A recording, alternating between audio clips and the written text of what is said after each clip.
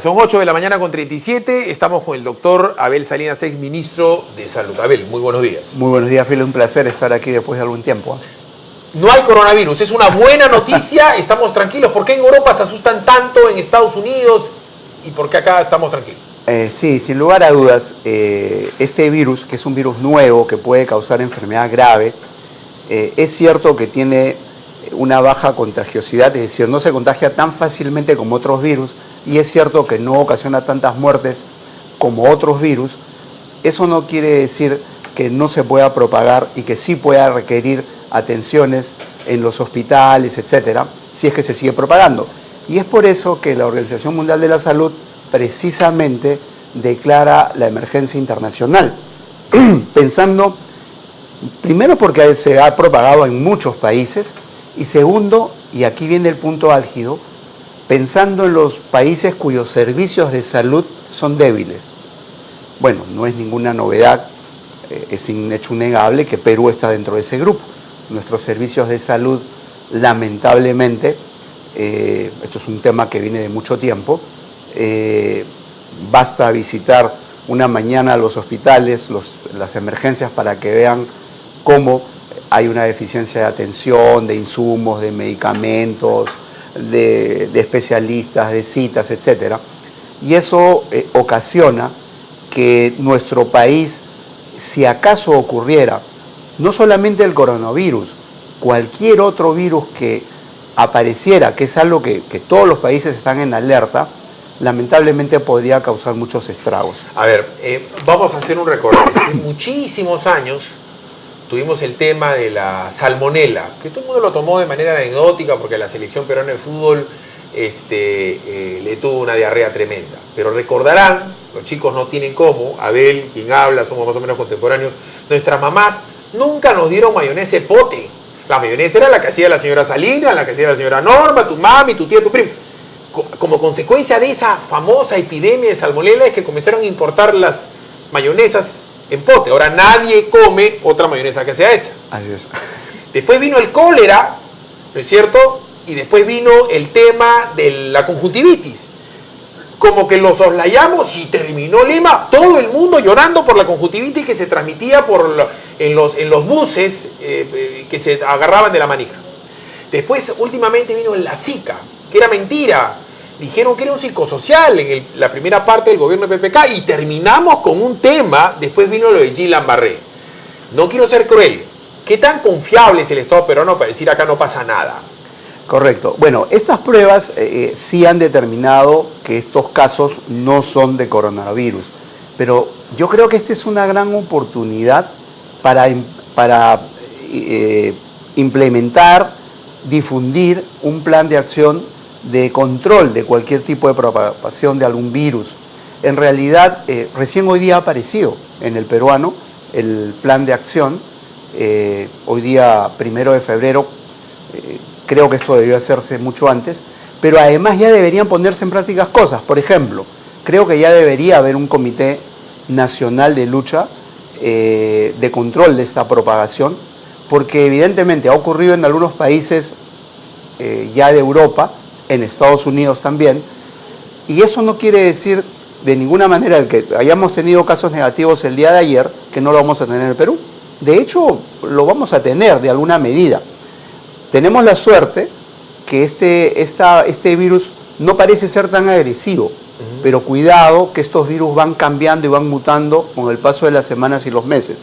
Si no es este virus, puede ser otro en algún poco tiempo y que nos puede causar desastres. Y por lo tanto hay que ir implementando medidas. Tenemos que acostumbrarnos y tomar con seriedad. Por ejemplo, discúlpame Phil, pero no es posible que la información sea dada por diferentes personajes, funcionarios del ministerio, de los gobiernos regionales, etcétera, directores de hospitales, todo el mundo habla de esto, cuando en realidad debería existir la voz autorizada del ministerio, que sea oportuna, que sea certera, pero mira, Abel, para que realmente la gente crea, si no todo el mundo...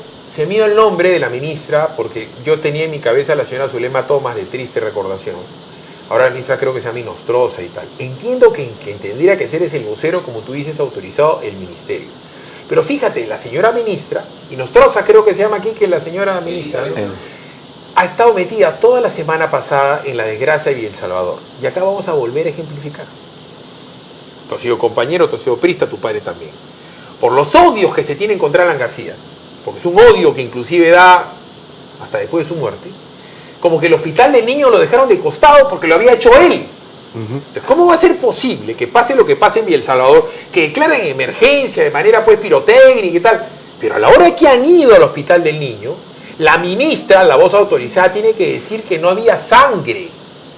Y hay una colecta casi espontánea del pueblo, y no había de verdad sangre en los bancos, porque por puro sentido común, si tú eres ministro, Abel, levantas un teléfono y dices, no hay sangre acá, llamen a Loaiza, llamen al María Auxiliadora, llamen a Salud, convenio, y llega a la velocidad de que llega una pizza, un pollo a la brasa. No había sangre en el hospital del niño. Entonces, las carencias en infraestructura, en equipamiento, persisten en el siglo XXI y se devuelven los presupuestos de salud. Sí, lamentable. El año 2019 probablemente ha sido uno de los años más críticos en salud. Yo diría que quienes generalmente miramos este tema, reconocemos que, por ejemplo, durante el gobierno del señor Humala, consideramos los 5 años perdidos en salud, y mucho me temo que estos 5 años van a correr la misma suerte. Lamentablemente no estamos avanzando como quisiéramos. Este tema de declarar el año de la universalización de la salud no queda más allá de que esto realmente no obedece a una respuesta real, no queda más allá que una intención o un titular, si es que no viene acompañado de medidas efectivas. Carambas, hay tantas cosas que hacer. El año pasado la ejecución presupuestal se apenas bordeó el 50%. Entonces es cierto, necesitamos más presupuesto para salud, pero necesitamos más salud con el presupuesto que tenemos. Quiero que Quique me ayude con la primera ministra de salud del gobierno de PPK, no recuerdo ahorita su nombre, quiero que me ayudes, la primera ministra. Entonces sale la ministra, yo tengo a mi mamá que ha sido enfermera y tengo mis médicos de cabecera, por decir mi tío Toño Hernández, que es director médico del Hospital Cayetano Heredia. Entonces le pregunto por la ministra y me dice, es una profesional impecable, creo que también era internista como él. Una fiera. Patricia García. Pero lo primero que hace la señora Patricia García, yo me pongo respondona, que la píldora el día siguiente, y que por aquí, y que vamos a repartir la píldora. Y yo decía, pero espérate un momentito. Muy al margen que tú estés de acuerdo o no estés de acuerdo con la política de salud pública de repartir píldora el día siguiente. No es pues la prioridad. La prioridad son los reactivos, la prioridad son las anestesias, la prioridad son las... O sea, la salud para el no nacido y para el hombre que está con un cáncer. Lo elemental. Entonces, ¿qué pasa? La señora Tomás también debe ser una médico capaz. La han vuelto a poner en su sitio. Como tú eres un médico capaz, como la señora actual debe ser una médico. Yo parto de la premisa, Abel, de que ustedes tienen una vocación de salvar vidas. Pero ¿qué pasa a la hora de la hora? ¿Qué pasa con los doctores que llegan al hospital y entran, salen del hospital y llegan al ministerio y siguen con el tema de la política y no ejecutamos presupuestos? Mucho asesor, mucha publicidad, y aprovecho para, cuando vamos viendo en imágenes, hemos visto imágenes de cómo en China hacen hospitales en semanas. Entonces tú ahora, a la distancia, con la experiencia comunicacional que tienes y de gobierno que tienes, ¿por qué no ejecutamos los presupuestos? ¿Por qué no hacemos bien las cosas? Así es. Sí, bueno, la verdad que eso es una... en el Perú podemos pasar años. El Hospital del Niño de San Borja se terminó de construir en el 2011 y ha empezado a funcionar 4 o 5 años después. Y así tenemos una cantidad de hospitales en el de ATE. Se empezó también en el 2013, si no me equivoco, y recién en el 2020 se está... ¿Cómo los chinos que hacen un hospital y lo ponen a andar en semanas? Cuando digo Así semanas, es. te digo 3 semanas. No se demoran un mes y se hace un hospital para 1000 personas. No te digo... La clínica Delgado, que está a cuadras de acá, se hizo en año y medio. Es una hiperclínica, pero porque tiene 5 sótanos y tiene el equipamiento como el Jackson Memorial. Pero digo, en temas de hospitales y postas médicas, ¿por qué no se hacen? Así es.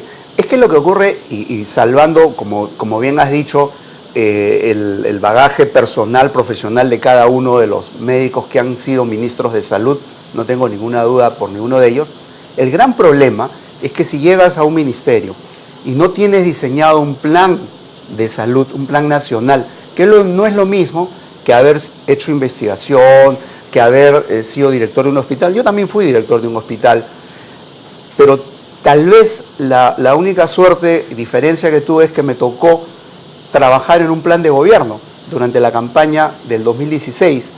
Como sabes, fui el responsable del plan de gobierno en salud en esas elecciones. No pasamos a segunda vuelta, todo el mundo lo sabe. Estás hablando del APRA. Del APRA, sí. Lo digo esto porque cuando tú fuiste ministro y fuiste ministro de Kuczynski, así es, la gente lo toma mal, dice, ¿por qué si eres aprista? Espérate un momentito, eres médico. Así es. Entonces, no se trata de que eres el hijo de Abel Salinas o que eres Abel Salinas, no se trata de Alan, ni de Keiko, ni de nadie. Digo, la salud pública en el Perú, o sea, es un dilema que nadie resuelve. Es correcto, la salud no tiene bandera ni color político, ¿ya? Pero sí teníamos la ventaja de haber trabajado un plan de gobierno en salud que además me acompañaba un equipo como de 32 personas, que durante año y medio habíamos trabajado solamente para saber qué tendríamos que hacer si llegábamos a tener la responsabilidad de conducir. Bueno, no pasamos a segunda vuelta, la historia todo el mundo la conoce, y sin embargo, más adelante soy convocado. Por eso es que ese mismo día ya podíamos pisar el acelerador y podíamos tener un equipo compacto. Muchas veces, más allá de la buena voluntad que tienen los médicos por esa vocación que tú bien has referido, no necesariamente saben lo que tienen que hacer y el periodo de aprendizaje en el ministerio puede ser muy largo. Una cosa es que tú sepas curar a la gente, otra cosa es saber administrar los recursos de una clínica, otra cosa es saber administrar los recursos de un hospital, que es otra cosa, y una clínica estatal es diferente a una clínica privada. Los hospitales son estatales. No es lo mismo ser director, dicho esto con todo respeto. Mi tío Carlos Vallejo, director médico de la clínica Delgado, tiene la mejor tecnología del mundo. Entonces, los doctores que van a la clínica Delgado, o una clínica internacional, o una clínica San Felipe, salvan pues a todos. Pero ese mismo doctor lo hace cruzar la pista y va pues al hospital de nivel 2, del 3, del 4, va a la posta médica, y ese mismo doctor Salinas opera con taladro. Claro, precisamente por las condiciones en las que se tiene que trabajar. Yo creo que es importante saludar el gran esfuerzo que hace todo el grupo profesional de médicos, enfermeros, técnicos, etcétera, porque con lo que tienen tratan de salir adelante. Pero eso no es un desarrollo en la salud. Voy a poner otro ejemplo, el SIS. El Servicio Integral de Salud es una muy buena idea, con muy buena voluntad de un señor que se llama Alan García, que no está con nosotros acá. Odienlo si quieren, pero al que dice hay que darle salud pública a los que ni siquiera van al hospital del MINSA, es el SIS. Y dicen, vamos a comenzar un plan piloto, Huancavelica, Ayacucho y tal, y vamos a comenzar a darle gente servicio de salud básica para tales enfermedades. Después se termina ampliando. Viene el gobierno de Humala, como que lo dejan tirado. ¿Por qué? Porque es Alan García. Viene el gobierno de PPK, ¿no es cierto? Y lo vuelven a reactivar y hay un doctor que se mete en el problema, que quería agarrar la cola del CIS y llevarla a sus negocios. Pero el señor Zavala no giraba el cheque al CIS. Pedían 800 millones de soles para gasas, para reactivos, para saber qué tienes en la sangre. Y ahora el presidente actual dice que otra vez van a impulsar el CIS. ¿Le puedes explicar a la gente cuánto cuesta el CIS y de verdad a quién podía llegar? Así es, y además el CIS este año 2020 tiene presupuestado menos dinero que en el 2017. Para el 2017 y 2018 tenía 2.200 millones aproximadamente, ahora tiene 1.800 millones, o sea, es mucho menos, pero se pretende universalizar la salud. Ahí hay un despropósito real. Claro que para el Ministerio de Economía y Finanzas es cierto, bueno, pero ¿cómo te puedo dar más dinero si no lo ejecutas? El único que ejecuta tal vez, porque es simplemente transferencias, es el CIS. El CIS lo que hace es transferir dinero a los gobiernos regionales, no funciona como un seguro real, a pesar de que estuvo diseñado para resolver el problema de los más pobres. Pero ahora basta no tener un seguro, puede ser filibuster, no tiene un seguro privado, no está en la seguridad social, entonces automáticamente tiene derecho a ir a un hospital. Y no solamente eso es lo malo, sino que le quita la posibilidad de atenderse los pocos recursos que existen a quien realmente lo necesita. Y ese no fue, eso no fue la razón del CIS. Voy a poner un ejemplo. Yo tenía una empleada del hogar en mi casa, ¿no es cierto? y como es lógico, y además siempre lo hago, le digo, bueno, ya que tú trabajas más de 8 horas, tú tienes que estar en planilla y yo te tengo que pagar tu de salud. No, señor, porque estoy en el SIS. Discúlpame, le digo, tú no puedes estar en el SIS porque tú ganas mucho más que un sueldo mínimo, ganas el doble que un sueldo mínimo, y yo te lo pago. Y yo tengo que pagar salud. Y no quería. Llegó un momento, Abel, que le dije, ¿sabes qué? O lo haces o yo te tengo que votar. Porque te pasa algo a ti y van a decir que Philip Butters es un desgraciado, ¿no es cierto?, que abusa de ti. ¿Qué cosa quiere decir? Que hay un montón de peruanos que están en la cola del SIS y no tendrían que estar en la cola del SIS. Así es. Si tú trabajas y ganas 1.200 soles, 1.500 soles, con recibo honorario, no tienes que ir al SIS. En buen romance, ¿quién sí tiene que ir al SIS y quién tiene que ir al seguro? ¿Y quién puede optar por salud? ¿O quién puede optar inclusive por EPS o por ir a RIMAC o a Pacífico? ¿Quién tiene que ir al SIS? Así es. El SIS ha estado diseñado fundamentalmente para quien no tenía recursos.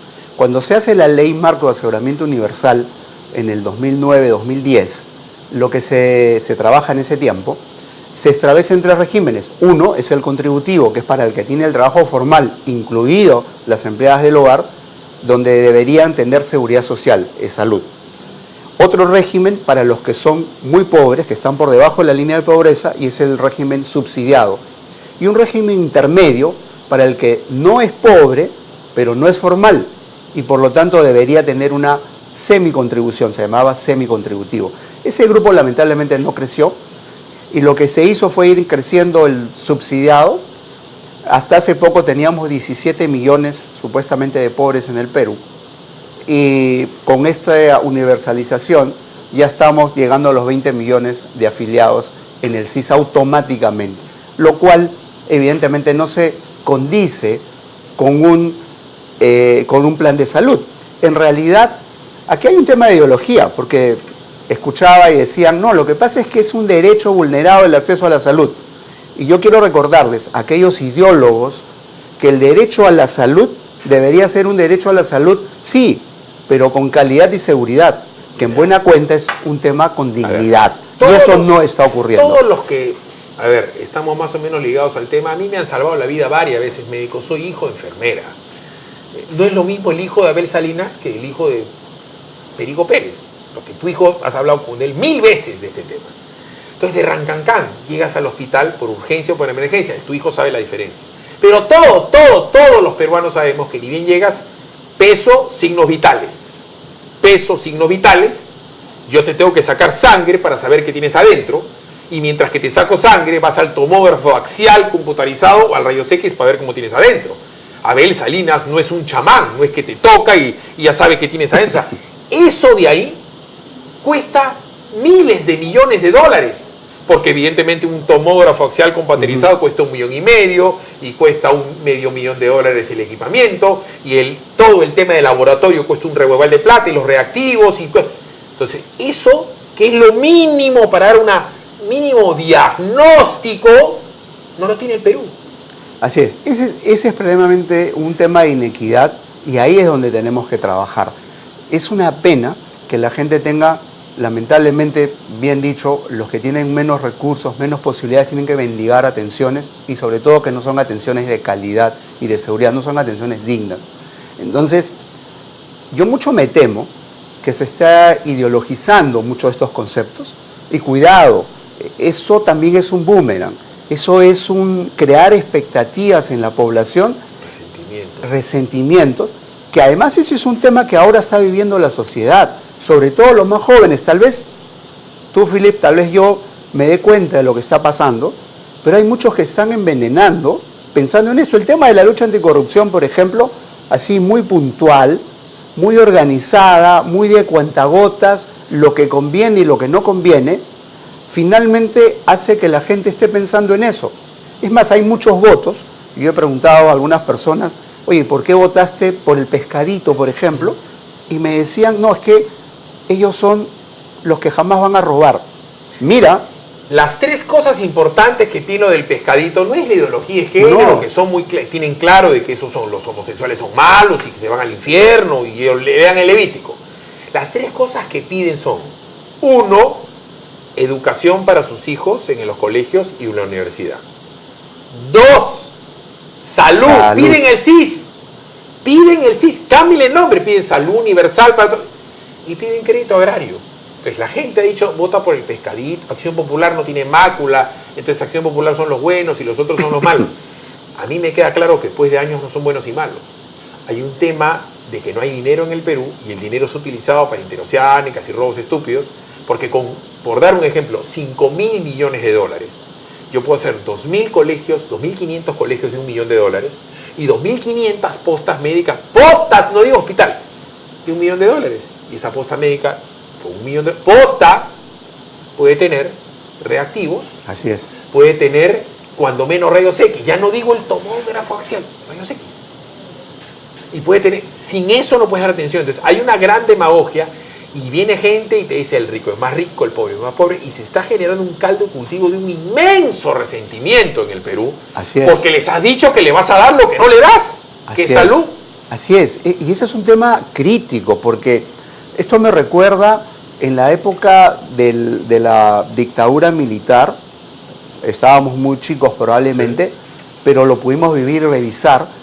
El odio que se veía en la reforma agraria, por ejemplo, que tal vez tenía un objetivo interesante, sí, claro, pero evidentemente se terminó en odio. ¿Cuántos metros tenías de área? Ah, eres un explotador. Destrozaron el agro. Así es. Entonces, acá lo que ha pasado con la salud pública es que cuando invierten los privados, le dicen, no, si te ponen en la cola el CIS, vas a ser una cutre, eres un ladrón, eres un sinvergüenza. Ahora las grandes empresas privadas están invirtiendo, llámese el grupo Sana, que es el grupo de Romero, llámese el grupo Brecha con Interbank, llámese Auna, llámese la Clínica San Felipe. Entonces, ¿qué hacen? Van y contratan a todos los doctores y a todas las enfermeras, a las mejores. Te pagan lo que no te paga el Estado. Entonces, eso que nadie lo dice, te está sacando a los mejores que van a ganar más plata, nadie se va a clasificar por ti, y los que están abajo, los que tienen que tener la experiencia para ser los mejores, no es que sean malos, no tienen los implementos. Así es. Estás haciendo una brecha de efectividad. No, hoy por hoy la brecha entre atenderse en un servicio público y un servicio privado es absolutamente grande y se ha agrandado, y eso es injusto, eso es inequitativo.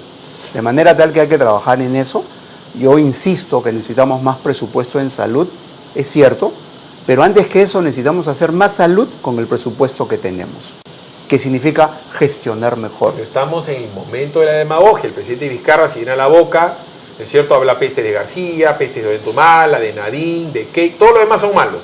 Que otro día podríamos hablar de esa imputación cercana, tanto a García como a PPK. Pero no hace nada con la plata que tiene.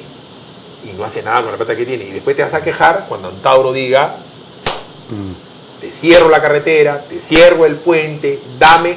Y cuando revienten todo van a decir, uy, tenía razón Salinas. No es que era aprista, ya no va a ver que eras aprista o PPKcista.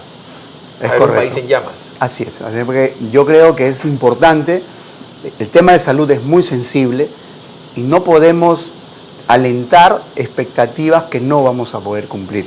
No se trata de hacer 80 hospitales, se trata de hacer establecimientos de salud pequeños, pero simplemente dotarlos de lo que se necesita. Y con eso se puede. Podrían hacer 100. Así es. Si contratas al gobierno chino para que lo haga, pero el día siguiente tiene que haber el doctor, el reactivo, la incubadora.